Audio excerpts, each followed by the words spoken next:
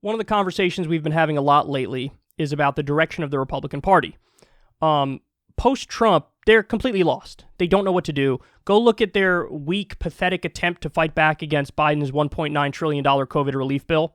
It was incoherent. They weren't making the lefty argument of like, hey, this should include $15 an hour. Hey, this should include $2,000 checks, not $1,400 checks. They weren't making those criticisms. Their criticisms were, but my deficit and my debt. I know I just voted for 2 other COVID relief bills that added to the deficit and the debt, and I know I added nearly $2 trillion to the deficit and the debt when I supported Trump's tax cuts for the rich. I don't care about those, but I care about the deficit. They had no argument. It was pathetic. So what have they done? The same week the $1.9 trillion COVID relief bill passed, they were talking more about Dr. Seuss. Why? Because they have nothing except the culture war, because they have zero policies. That's not to say the Democrats are good. They're not.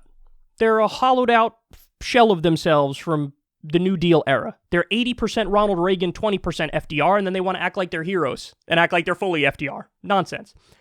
But at least there's something. The Republicans are just, we got nothing, we don't know what to say, something, cancel culture, something, woke mob, something, Dr. Seuss. Here's a great example of exactly that. A politician proposed a bill on the Dr. Seuss thing. Let's watch, and then I'll tell you why this is absurd. Well, a Pennsylvania lawmaker is working to protect children's access to what he calls historic books, including titles by Dr. Seuss that have been targeted by cancel culture.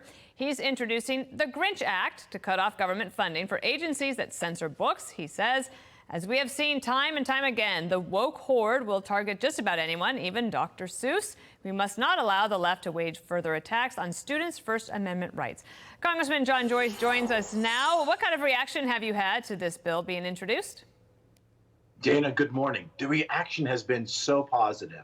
You and I realize that the cancel culture is rapidly attacking our American institutions, our libraries, our school. And like so many, I'm alarmed at the left's attempt to cancel historic books, characters. No one is safe from the woke culture. Not even Dr. Seuss. What would your legislation do specifically? The Grinch Act would prevent our taxpayers' dollars from supporting states and local governments that ban books. I'm someone who visits the libraries throughout Pennsylvania, my district in South Central and Southwestern Pennsylvania. Dana, yesterday, I was in one of those libraries. They took me into the children's section and showed me the shelf full of Dr. Seuss books. If you find that these books are offensive to your children, then the parents should be the ones who make that decision.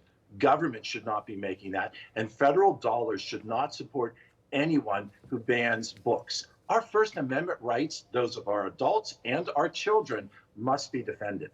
Okay, so then have you had any Democrats agree to sign on to this bill?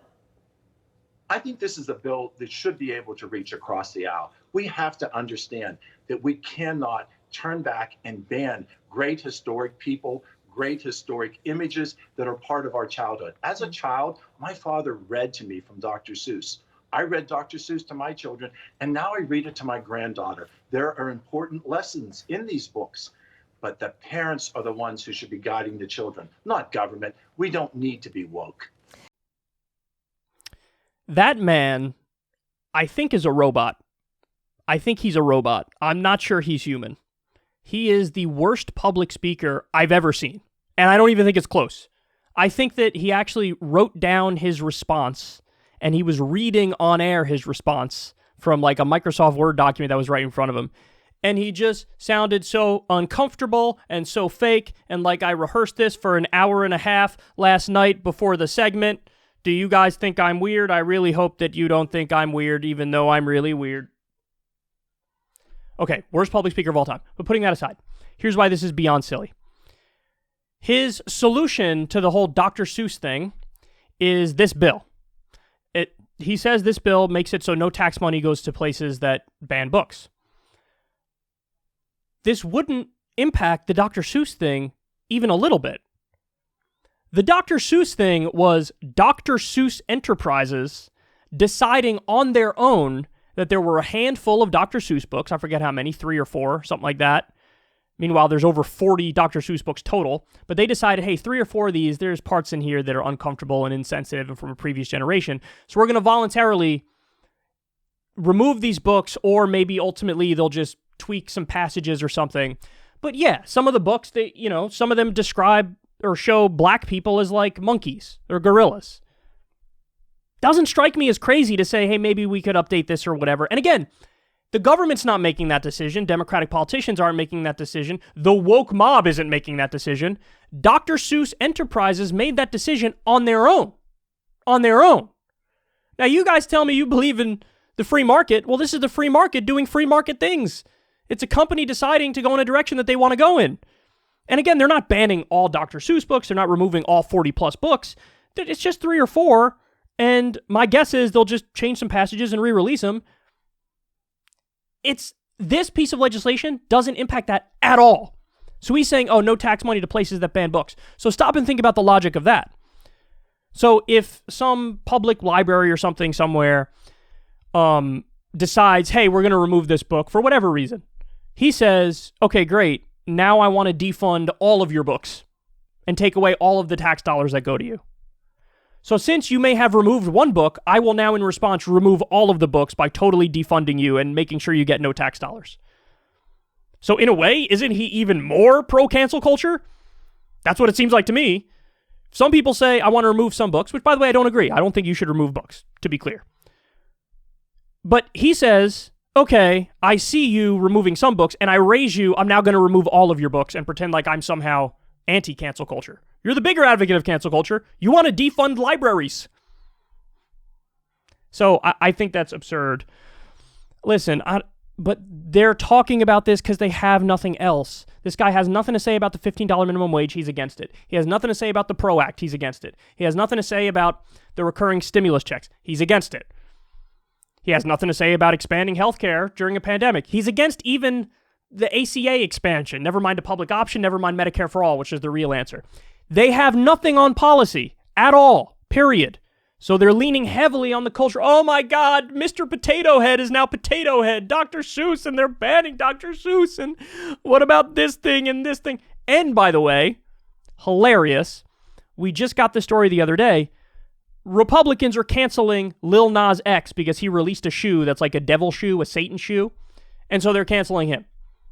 So they're against cancel culture until it's somebody that they disagree with politically, and then they're like, oh, cancel them 100%, no doubt. So you're not principled crusaders. You don't believe in free speech. You don't believe in free expression. You're just weaponizing something for partisan ends. That's exactly what this is. So listen, the Dr. Seuss thing had nothing to do with the government, nothing to do with politicians. There's literally no law that could have stopped Dr. Seuss Enterprises from making that decision. The only thing that could have changed it is if the compilation of the board was different. The makeup of the board was different, and you had people who were like, yeah, just leave the books, preserve them. We know it's some questionable stuff in there, but it is what it is. It's historic. Leave it as it is. That's the only thing that could have changed it. So there's no real tangible way that you could have changed it.